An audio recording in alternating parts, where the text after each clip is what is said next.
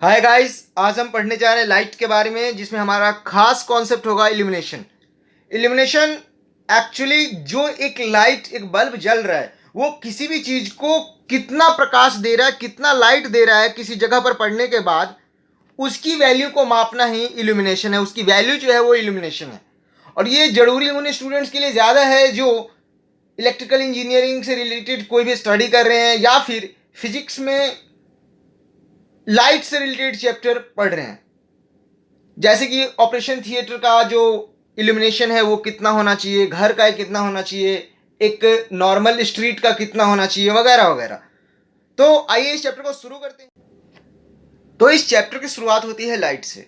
मैं आपसे अगर पूछूं कि लाइट क्या है और हमें कैसे मिलता है, तो आपका जवाब होना चाहिए कि किसी भी चमकने वाली चीज से, जो चमकती हो, जैसे कि एक बल्ब, जैसे कि एक कैंडल, जैसे कि सूरज, सन, इन सभी चमकने वाली चीज से लाइट निकलती है, आगे बढ़ती है। यानी कि चमकने वाली चीजें हमें लाइटें देती हैं, लाइट देती है, प्रकाश देती है। और चमकने वाली चीज को हम कहते हैं ल्यूमिनस ऑब्जेक्ट। ल्यूमिनस मतलब हिंदी में होता है प्रदीप्त, ऑब्जेक्ट मतलब वस्तु जो चमक रही है। ओके, लाइट उस चमकने वाली वस्तु से निकलती है बहुत सारी पतली पतली किरणों के रूप में। इन किरणों में एक्चुअली एनर्जी होता है।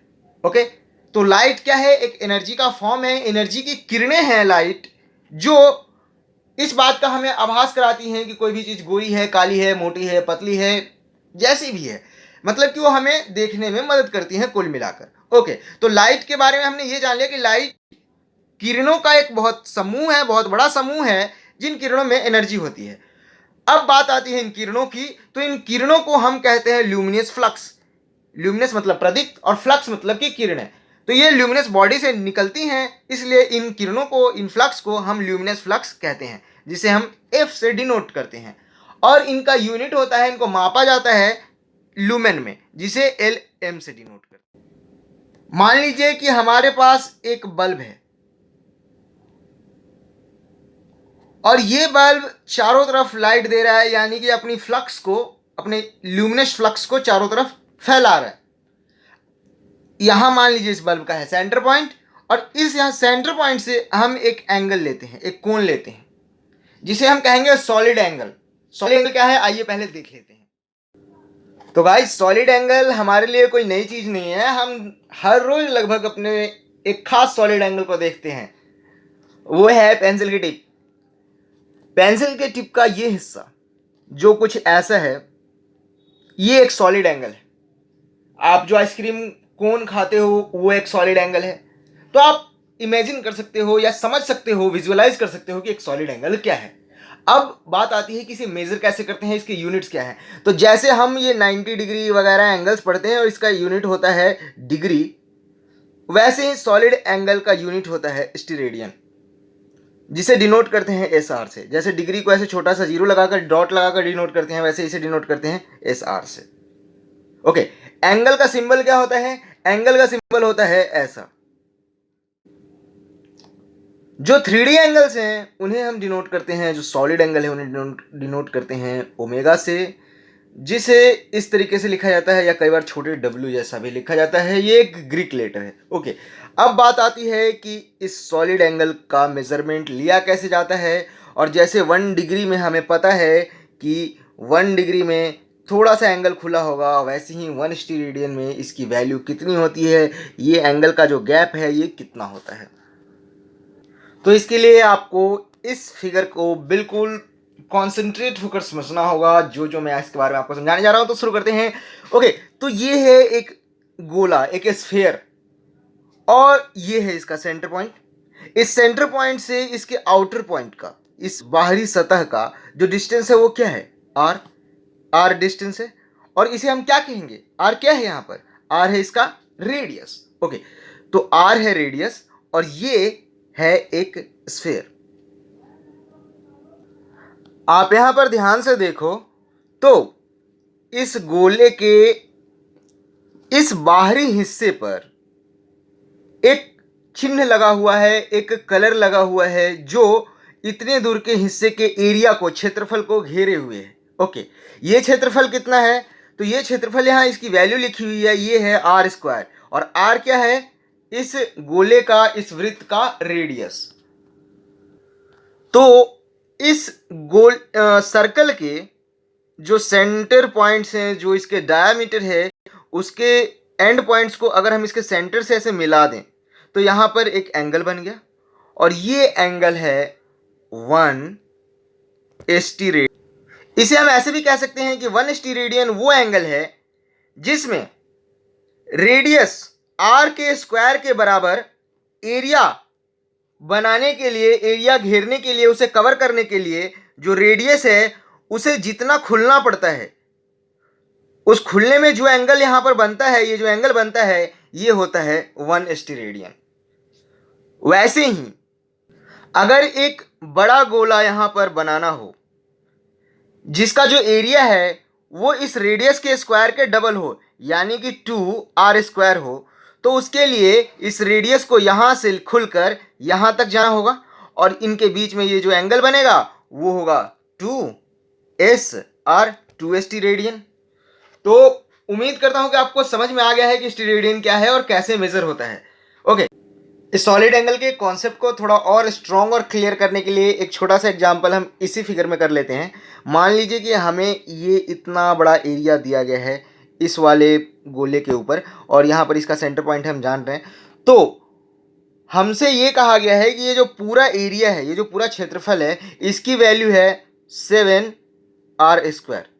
इसका जो एरिया है ये कितना है, 7r²। तो हमें पता करना है कि इसमें कितना स्टीरेडियन सॉलिड एंगल है। तो इसे पता करने के लिए आप इसे चुप करके r² से डिवाइड कर दो।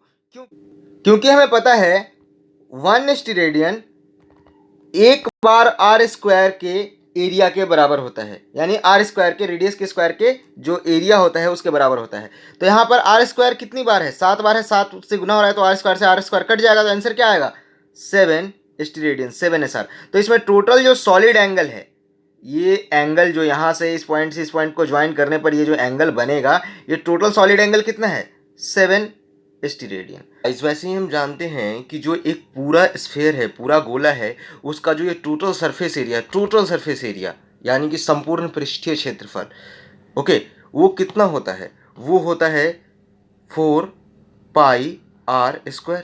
ये एक फॉर्मूला है जिससे हम इसका संपूर्ण पृष्ठीय क्षेत्रफल, जो बाहर का सरफेस एरिया है, जो एरिया है बाहर का, वो टोटल हम पता कर सकते हैं। और टोटल ये होता है 4πr²। और इसमें एंगल कितना है, कितना स्टीरेडियन टोटल सॉलिड एंगल है, ये पता करने के लिए हम इसे सेम r² से डिवाइड कर देंगे, r² से r² कट जाएगा और हमारा आंसर आएगा 4π स्टीरेडियन। तो इसी वजह से एक गोले में जो टोटल सॉलिड एंगल होता है उसकी वैल्यू होती है 4π स्टीरेडियन। तो उम्मीद करता हूँ कि सॉलिड एंगल का पूरा कॉन्सेप्ट आपको समझ में आ चुका है, और हम जो अभी ल्यूमिनस इंटेंसिटी पढ़ने वाले हैं उसमें आपसे ये कहा जा रहा है कि ये एक लाइट इमिटिंग ऑब्जेक्ट है, ल्यूमिनस ऑब्जेक्ट है, जो अपने चारों तरफ अपने ल्यूमिनस फ्लक्स को फैला रही है। और ये जो टोटल फ्लक्स हैं टोटल चारों तरफ के, उनकी टोटल जो वैल्यू है वो है 500 ल्यूमेन। यानी कि एक स्फीयर के चारों तरफ से 500 ल्यूमेन फ्लक्स अगर निकल रहा है तो उसके 1 स्टीरेडियन एंगल से ये जो एंगल है यहाँ पर, इसके हिस्से में, इस हिस्से से कितना निकल रहा होगा। तो इसके लिए आपको इसके टोटल एंगल को डिवाइड कर दीजिए टोटल फ्लक्स से, और डिवाइड करते ही जो निकलेगा वो होगा इस 1 स्टीरेडियन एंगल से निकलने वाला फ्लक्स। तो हम 500 को, इसके टोटल एंगल कितना होता है, इसमें टोटल एंगल होता है 4π, और पाई की वैल्यू होती है 3.1416। तो अब आप इसको 4 इंटू पाई यानी कि 4 इंटू 3.1416 से डिवाइड कर दीजिए, और आपका जो आंसर है वो आएगा 40 ल्यूमेन के आसपास, 40 ल्यूमेन पर मीटर स्क्वायर के आसपास। ये जो एरिया है यहाँ पर 4π, ये मान लीजिए कि मीटर स्क्वायर में है, तो आंसर जो होगा आपका 40 ल्यूमेन पर मीटर स्क्वायर। तो अब आइए बढ़ते हैं ल्यूमिनस इंटेंसिटी की तरफ।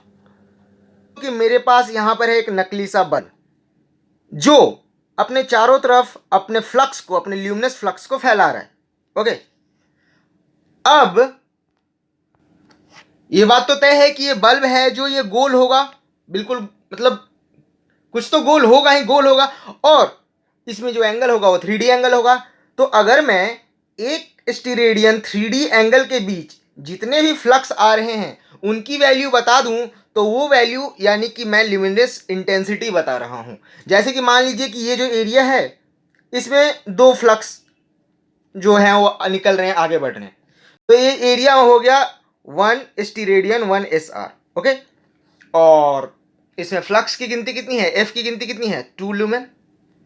तो इसका आंसर क्या होगा, 2 लुमेन पर स्टीरेडियन, जिसे हम 2 लुमेन पर स्टीरेडियन कहने के बजाय 2 कैंडिला CD भी कह सकते हैं, क्योंकि हम जो बता रहे हैं वो है एक्चुअली ल्यूमिनस इंटेंसिटी, जिसे I से डिनोट करते हैं और उसकी यूनिट होती है कैंडिला। यानी कि अगर हम इस फॉर्मूले को, इस सारी बात को दोबारा लिखें तो ये साफ साफ कुछ ऐसा होगा, luminous intensity I equals to flux, unit इसका lumen, upon 3D angle omega से डिनोट होता है। मैंने आपको शायद पहले बताया नहीं, उन 3D एंगल्स जो हमने अभी निकालना सीखा है उसे ओमेगा से डिनोट करते हैं, ये जो ग्रीक लेटर है ओमेगा। ओके, और इसकी यूनिट हमें पता है स्टीरेडियन SR। तो हमारा जो फ्लक्स था वो कितना था, 2 लुमेन, और एंगल कितना था 1 स्टीरेडियन, तो 1 लिखें ना लिखें कोई बात नहीं। तो हमारा जो ये ल्यूमिनस इंटेंसिटी आई है वो कितना है, ल्यूमिनस इंटेंसिटी यानी कि उस 3D एंगल में कितने फ्लक्स जा रहे हैं, बस इतना बताना है।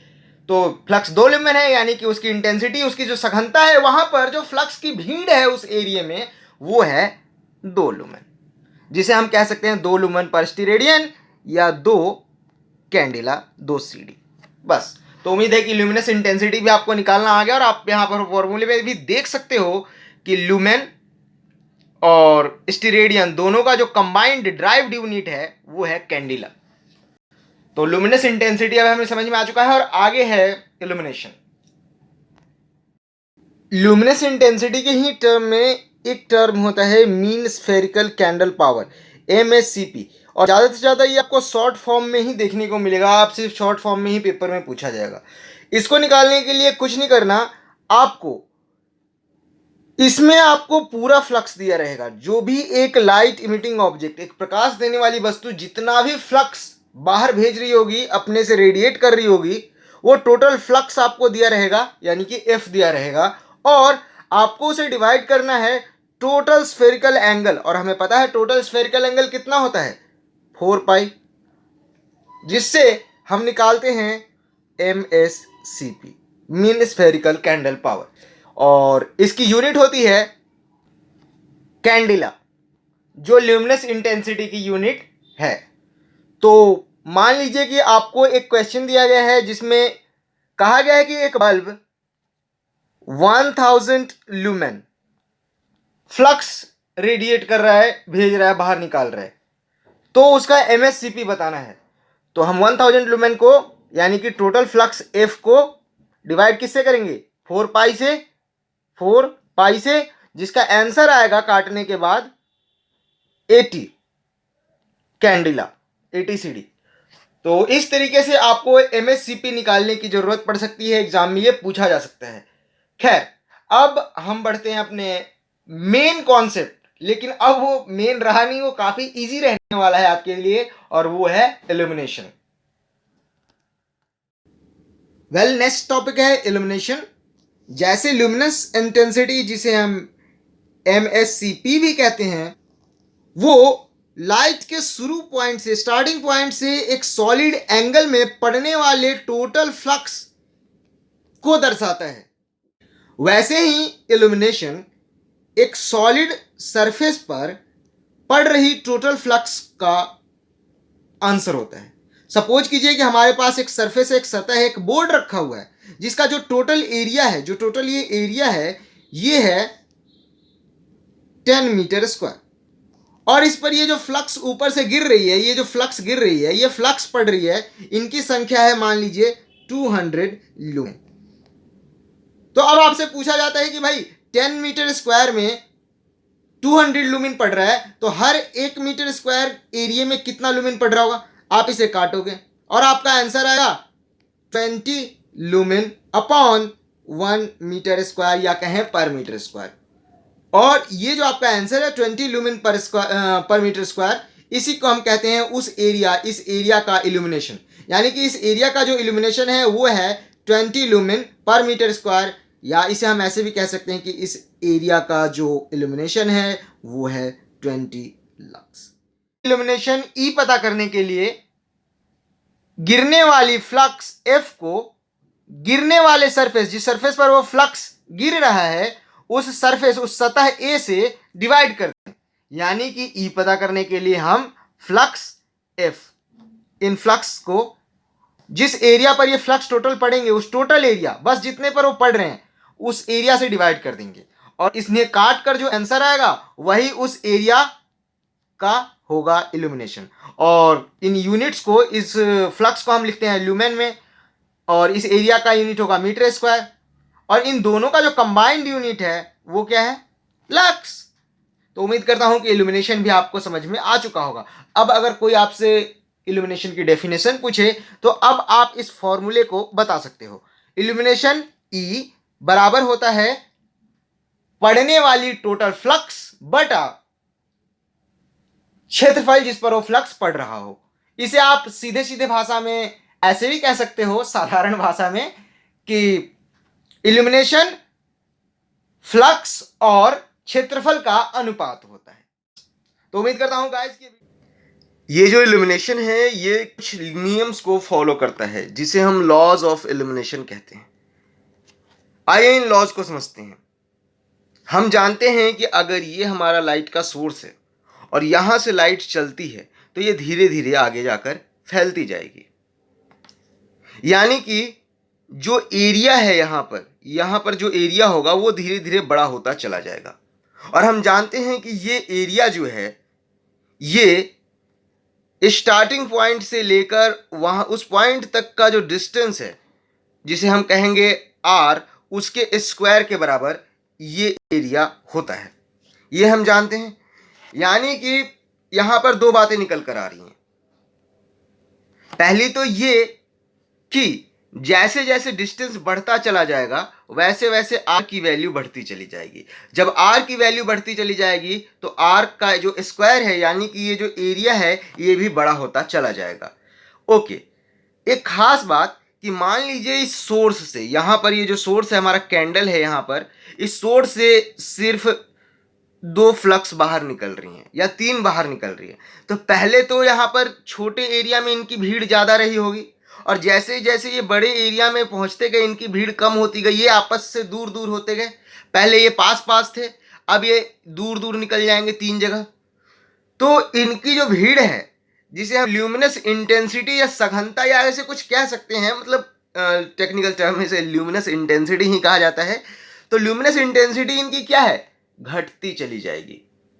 और ल्यूमिनस इंटेंसिटी घट रही है यानी कि वहां पर जो इल्यूमिनेशन है ये भी घट जाएगा, क्योंकि फ्लक्स जो है, फ्लक्स एफ, वो बहुत ज़्यादा बड़े एरिया में हो जाएंगे। तो एरिया बड़ा होगा तो उन फ्लक्स को और ज़्यादा हिस्सों में डिवाइड कर देगा, तो इल्यूमिनेशन क्या होगा? घट जाएगा। तो ये है inverse square law of illumination, जो कहता है कि अगर इंटेंसिटी आई की फ्लक्स किसी सोर्स से बाहर निकल रही है तो वो आगे जाकर उस डिस्टेंस, जिस डिस्टेंस पर मापा जाएगा, जैसे इस डिस्टेंस पर या फिर इस डिस्टेंस पर, तो उस डिस्टेंस के स्क्वायर, उस डिस्टेंस, वो डिस्टेंस आर है और उसका स्क्वायर, उसके स्क्वायर के हिसाब से घटती चली जाएंगी, क्योंकि एरिया, वो स्क्वायर क्या होगा? एरिया होगा। ओके, तो उस एरिया में एरिया बढ़ता चला जाएगा और वो फ्लक्स जो है वो तो गिनती में उतना ही रहेगा, तो वो फिर उतने बड़े एरिया में बढ़ता चला जाएगा, यानी कि उसकी जो ल्यूमिनस इंटेंसिटी है, जो फ्लक्स की भीड़ है, वो घटती चली जाएगी। तो ये तो है पहला नियम लॉ ऑफ इल्यूमिनेशन का। ओके, आइए अब दूसरे नियम को देखते हैं। मान लीजिए कि यहां पर एक एरिया है, जो भी एरिया है यहां पर, उस पर लाइट सीधी पड़ रही है तो वो और अच्छे से साफ दिखाई देगा। लेकिन अगर ये जो हिस्सा यहां पर मान लीजिए कि पटरा रखा हुआ, एक पट्टी रखी हुई है, तो ये सीधा न रहकर अगर कुछ एंगल में हो जाए, एंगल में रखा जाए, तब भी क्या ये लाइनें, इस पर जो फ्लक्स है इस पर सीधी पड़ेगी? नहीं। तब इस पर जो फ्लक्स पड़ेगी उसे हम कहेंगे कि इस पर तिरछी फ्लक्स पड़ रही हैं, और तिरछी फ्लक्स पड़ने की वजह से ये जो सरफेस है ये हमें थोड़ा कम साफ दिखाई देगा या कहें कि धुंधला दिखाई देगा। और ये सरफेस अगर और ज़्यादा लेट जाए, बिल्कुल एकदम अगर ये फ्लक्स की लाइन में ही हो जाए, बिल्कुल सो जाए, तो क्या होगा, फ्लक्स तो ऊपर ऊपर से निकल जाएंगी और ये सरफेस पर कोई भी फ्लक्स पड़ेगा ही नहीं और ना यही सरफेस प्रॉपरली हमें दिखेगा। ओके, इसका मतलब ये हुआ कि अगर यहां से फ्लक्स आ रही हैं और इन फ्लक्स के बिल्कुल समकोण पर, यानी कि बिल्कुल ही सामने कोई सरफेस है, तो उसका इल्यूमिनेशन सबसे हाई, सबसे ज्यादा होगा। और इस सरफेस के मुकाबले अगर कोई सरफेस रखा हुआ है तो उस पर इल्यूमिनेशन कितना होगा, वो कितना अच्छे से दिखाई देगा, ये इस बात पर निर्भर करता है कि उसका जो एंगल है, जो यहाँ पर ये एंगल बन रहा है, वो कितना है। अगर वो एंगल ज़्यादा है, जैसे कि यहाँ पर देखिए ये और भी ज़्यादा हो गया, तो ये सरफेस जो है ये कम साफ दिखाई देगा। इससे ज़्यादा साफ कौन सा दिखाई देगा, ये वाला। और सबसे ज़्यादा साफ कौन सा दिखाई देगा, ये वाला। और ये सरफेस और भी है, बिल्कुल ऐसे लेट जाए, यानी कि इनके बीच जो ये एंगल है ये हो जाए 90 डिग्री, तो फ्लक्स ऊपर ऊपर पार हो जाएगी और ये सरफेस हमें नहीं दिखाई देगा या बिल्कुल जरा मरा दिखाई देगा। ओके, तो हमने ये देखा कि एंगल के बढ़ने के साथ साथ ही जो इल्यूमिनेशन है वो घटता चला जा रहा है। तो अब हम इस इल्यूमिनेशन के फर्स्ट लॉ जो हमने सीखा था, जो होता है E illumination equals to intensity upon luminous intensity upon area. Area क्या होता है, डिस्टेंस स्क्वायर यानी आर स्क्वायर। तो ये फर्स्ट लॉ था और इसे हम अब रिलेट करेंगे इस सेकेंड लॉ के साथ कि ये सेकेंड लॉ के हिसाब से कैसे घट बढ़ सकता है। तो आइए देखते हैं। हमने ट्रिग्नोमेट्री में साइन थीटा, कॉस थीटा सबने पढ़ रखा है और हम जानते हैं कि 0 से 90 डिग्री की तरफ जाते हुए साइन की वैल्यू जो है वो बढ़ती चली जाती है। साइन 0 की वैल्यू कितनी होती है, 0, और साइन 90 की वैल्यू होती है 1।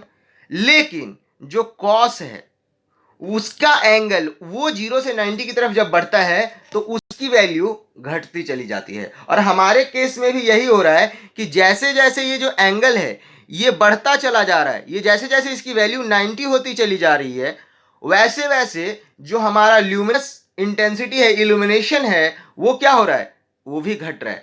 तो हम यहां पर इस एंगल का कॉस लेते हैं।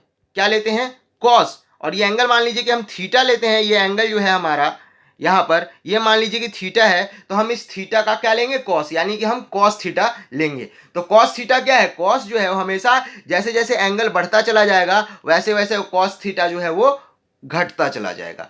तो हम अपने पहले नियम को, अगर इस फ्लक्स के परपेंडिकुलर वाले सरफेस और जो असली सरफेस जो जहां पर रखा हुआ है उसके बीच जो एंगल बन रहा है, यानी कि जो थीटा बन रहा है, उसके कॉस से, यानी कि कॉस थीटा से हम पहले नियम को अगर मल्टीप्लाई कर दें तो हमारे पास लॉ ऑफ इल्यूमिनेशन का दूसरा नियम या दूसरा लॉ हमें मिल जाएगा, जो ये कहता है कि डिस्टेंस आर के बढ़ने की वजह से इल्यूमिनेशन आई जो है वो घटेगा, लेकिन एंगल कॉस थीटा के घटने से हमने देखा कि ये जितना ही इसके क्लोज है, यानी कि जितना ही इनके बीच का ये जो एंगल है ये कम है, उतना ही जो इल्यूमिनेशन है, जो ल्यूमिनस इंटेंसिटी है या कहें कि इल्यूमिनेशन है, वो ज़्यादा होगा। तो ये है दूसरा नियम।